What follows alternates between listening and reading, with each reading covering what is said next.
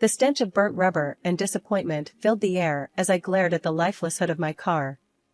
It was supposed to be a quick dash to meet a new client, not a roadside breakdown on a deserted highway. I sighed, pulling out my phone and dialing roadside assistance. The robotic voice on the other end promised a wait time of at least an hour. Just as frustration threatened to boil over, a beat-up pickup truck screeched to a halt behind me. A grease-stained hand emerged from the driver's side, followed by a man with a grin as wide as his overalls. "Car trouble, huh?" he drawled, his voice warm and friendly. "You could say that," I replied, a touch of exasperation in my voice. "Looks like I'm stuck here for a while. I'm Nellie." He chuckled. "Don't worry, ma'am. I'm Alex, and this here is my territory. Most likely fix you right up." He worked quickly, his movements efficient and practiced. As he replaced the battery, we fell into conversation. I learned about his auto repair shop, a local gem known for its honesty and fair prices. He, in turn, listened patiently as I explained the world of investment portfolios and stock markets. "Sounds complicated," he said with a scratch of his head. "All that fancy math and paper pushing. Gimme a good old wrench and a rusty engine any day. At least I can see what I'm working with, real things, not some numbers on a screen." I snorted. "Don't knock it till you try it, Alex. Investments are the future. They allow people to grow their wealth, secure their dreams." We continued to debate the merits of his wrenches versus my spreadsheets as he finished the job. By the time my car roared back to life, the sun was dipping below the horizon, painting the sky in hues of orange and purple. "Thanks, Alex," I said, shaking his hand, a warmth spreading through me that had nothing to do with the now functional engine. "Actually, I was wondering, maybe you'd like to grab a coffee sometime? Not to talk cars and investments, but just, to chat?" The surprise on his face quickly melted into a smile. "Coffee sounds good," he replied, scratching the back of his neck. "How about tomorrow morning? My treat, as a thank you for putting up with my greasy fingers on your fancy car." We exchanged numbers, and as I drove away, the setting sun felt a little brighter, the future a little less certain, but a whole lot more exciting. A year flew by in a whirlwind of greasy spoon dinners, late-night strategy sessions, and stolen kisses under starlit skies. We married in a simple ceremony, surrounded by close friends and the slightly bewildered gazes of Alex's family. His parents were kind, old-fashioned folks, but his sister, Sarah, however, was a different story entirely. At 28, she was a permanent resident at their house, her days spent flitting between manicures and shopping sprees, funded entirely by her parents' generosity. The first few months of married life were a blissful blur. We settled into a cozy starter home near Alex's parents' place, a practical choice according to him. My dreams, however, stretched far beyond the picket fence. I envisioned a sprawling mansion, a testament to the financial empire I was building, complete with a gleaming basketball court for the future mini-me's I yearned for. Sunday dinners at Alex's parents' house were an exercise in forced cheer. Sarah, draped in the latest designer outfit and sporting a fresh manicure, would regale us with tales of her weekend getaway to some exotic locale. Her parents beamed with pride, oblivious to the growing strain on their finances. One particularly tense Sunday, after Sarah had announced her plans for a month-long European cruise, Alex's dad, a kind-faced man named Henry, cleared his throat and spoke hesitantly. "Alex, son," he began. "Since we retired, things have been a bit tighter than we expected. We were hoping—" His voice trailed off, his eyes pleading. Alex, ever the dutiful son, immediately understood. "Sure, Dad. How much do you need?" My stomach lurched. Here we go again, I thought, bracing myself for another financial dance with Sarah's bottomless pit of needs.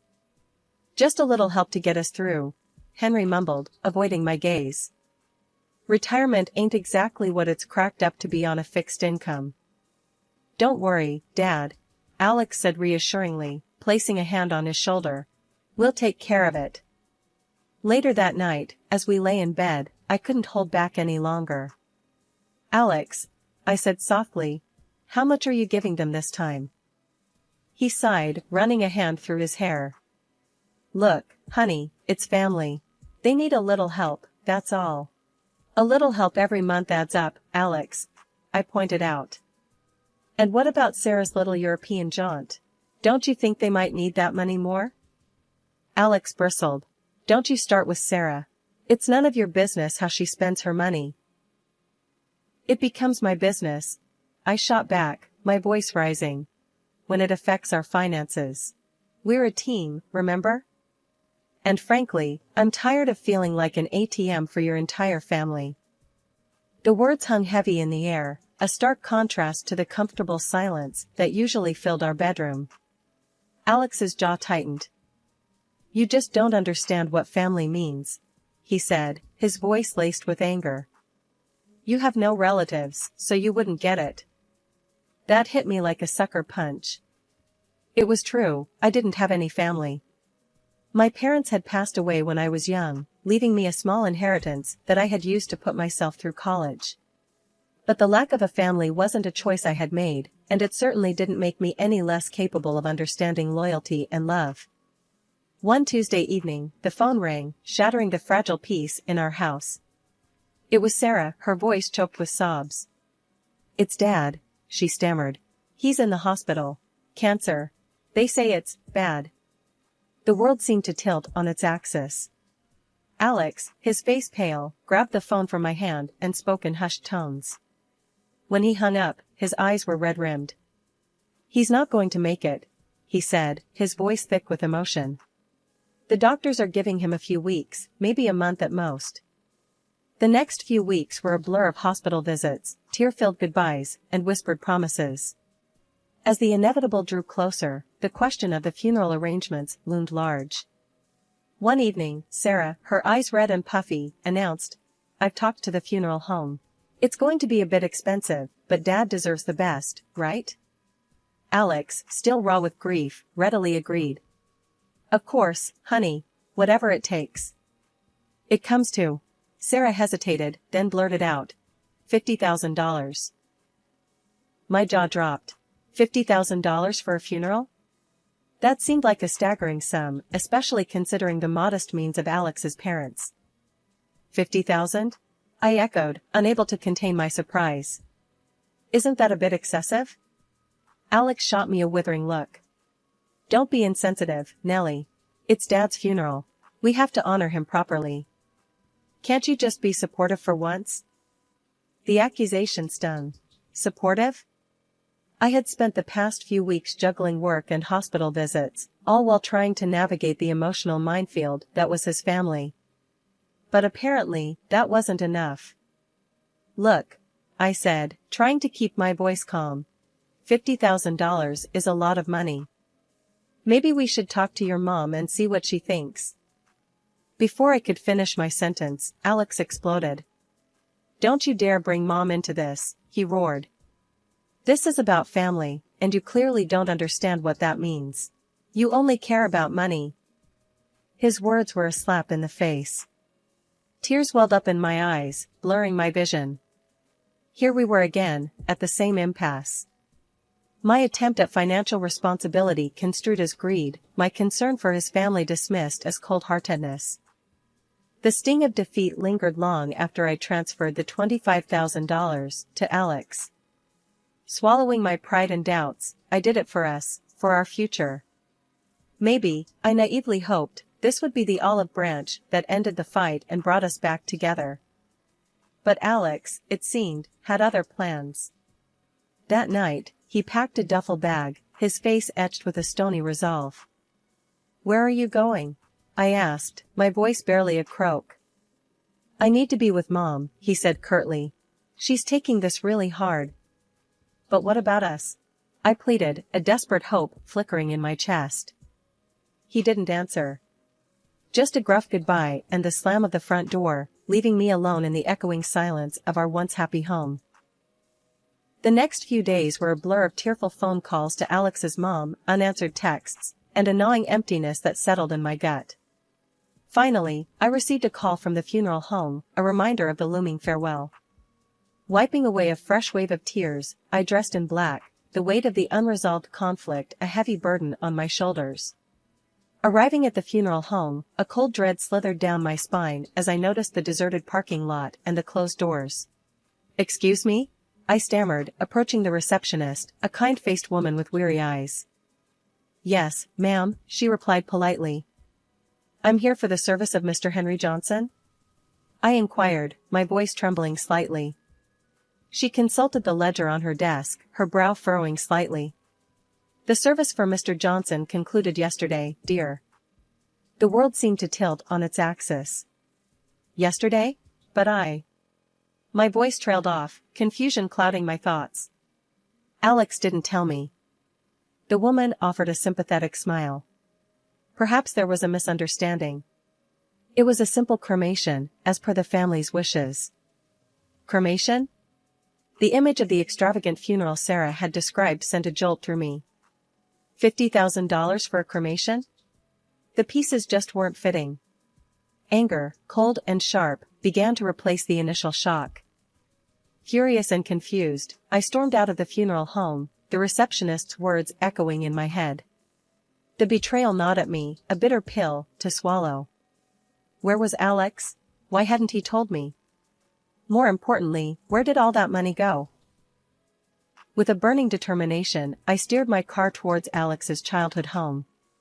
Pulling into the driveway, I saw him emerging from his car, a glint of surprise flashing across his face. "Alex!" I shouted, flinging open the car door. "What is going on? Where did all this money go? And why wasn't I informed about the change in plans?" "You didn't care," he shot back, his voice laced with hurt and accusation. "You only think about money, never about family." The audacity of his words left me speechless. "Family?" I echoed, my voice dripping with sarcasm. "Since when does family lie and manipulate?" The anger simmered within me, threatening to boil over. Before I could unleash a torrent of accusations, Alex reached into his pocket and pulled out a piece of paper. It was a legal document, the stark black letters screaming at me, "Divorce papers." "You want a divorce?" I asked, the question catching in my throat. "I can't live with someone so indifferent," he stated, his jaw clenched. "You have your investments and stocks, but you have no heart. I put the house up for sale. We'll split the proceeds." His words felt like a physical blow. The life we had envisioned, the dreams we had shared, all dissolved in a single, acrimonious conversation. Tears welled up in my eyes, blurring my vision. With a final glare at his retreating figure, I stormed towards my car, my every step fueled by a righteous anger. Just as I reached the driveway, a flash of red caught my eye. Sarah, her face plastered with a wide, fake smile, strutted towards the house, a gaggle of designer shopping bags swinging in her arms. And parked right beside her, gleaming in the afternoon sun, was a brand-new sports car. "What the hell, Sarah?" I barked, my voice laced with ice. "Where'd you get the dough for that beauty?" Sarah's smile faltered for a split second, then returned with a touch of defiance. "Oh, hey, Nellie," she drawled, feigning surprise. "This? Inheritance, honey. Dad left me a little something extra." Her words were unconvincing. There was no trace of grief on her face, no mourning in her eyes. Just a smug satisfaction that grated on my every nerve. Ignoring the urge to confront her, I stormed towards my car, the image of the divorce papers burning a hole in my pocket. There was only one place I needed to go. The familiar chime of the funeral home door announced my arrival. Behind the reception desk sat Emily, a classmate from high school. Relief washed over me like a tidal wave. "Emily, thank God it's you," I blurted, rushing towards her.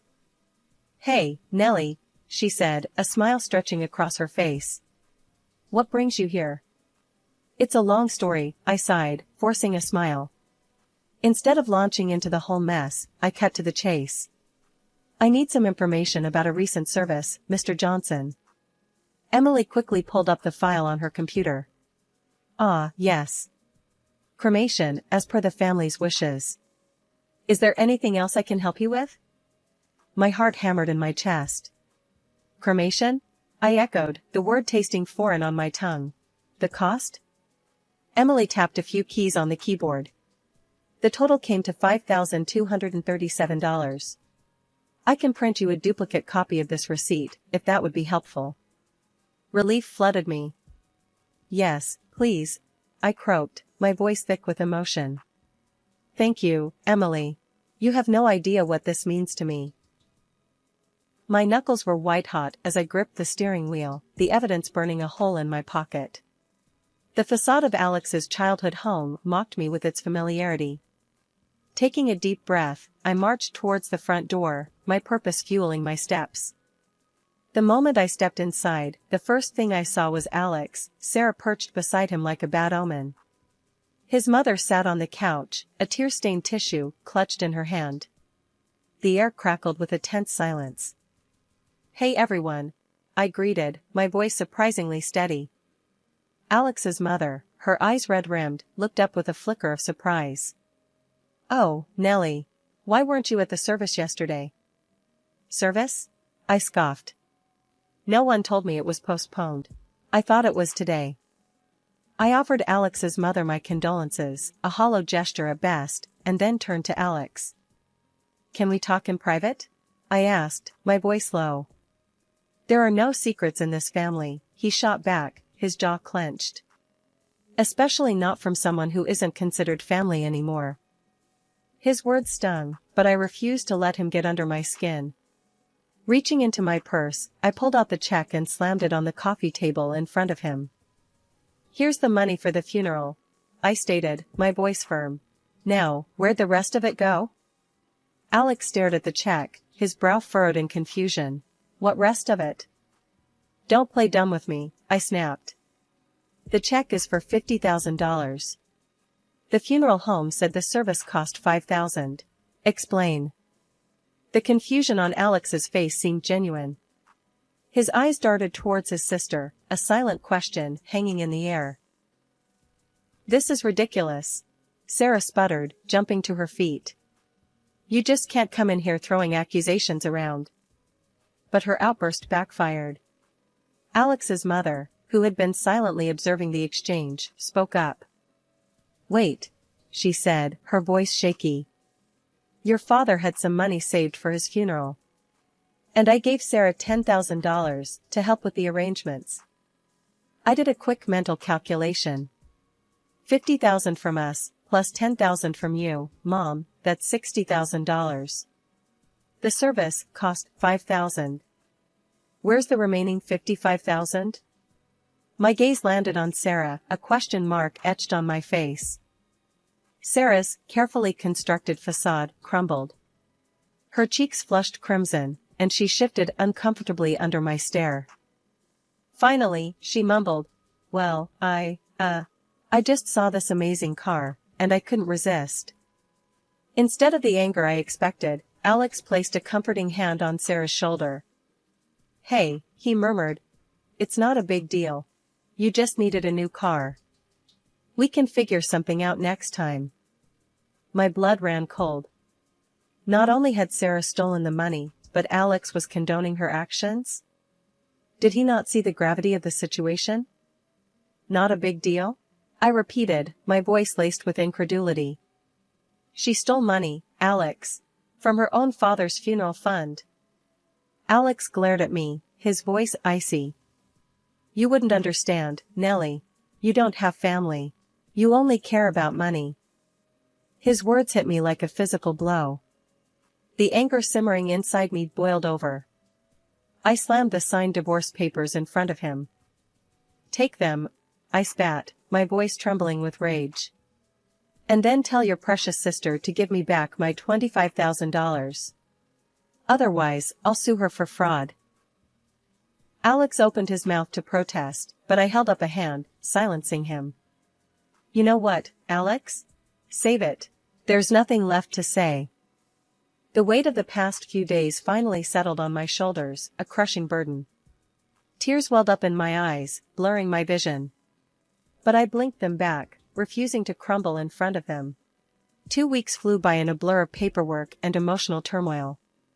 The house, once a symbol of our future, sat on the market. Then, one sunny afternoon, the doorbell rang. Opening the door, I was met with Sarah, a defiant glint in her eyes. "Here," she said, shoving a thick envelope into my hand. "Your precious money. Happy now?" Her smug demeanor ignited a flicker of anger within me. "Don't act like you're doing me a favor," I retorted. "That money was meant to honor your father's memory, not fuel your shopping sprees." She rolled her eyes, clearly unfazed by my words. "Whatever," she muttered, turning to leave. "Just don't come crying to me when you realize you're all alone and nobody loves you." The house eventually sold, and the money was split with Alex. The divorce became final, a clean break from a toxic past. Months passed, filled with new experiences and a newfound sense of freedom. Then, one day, the phone rang. The caller ID displayed Alex's number, a number I'd long since deleted from my memory. Hesitantly, I picked up. "Hello?" "Hey Nellie," came Alex's voice, laced with a desperation I hadn't heard before. "I need your help." "What kind of help?" I asked, already dreading the answer. "It's Sarah," he sighed. "She got into some serious debt, gambling debts, mostly.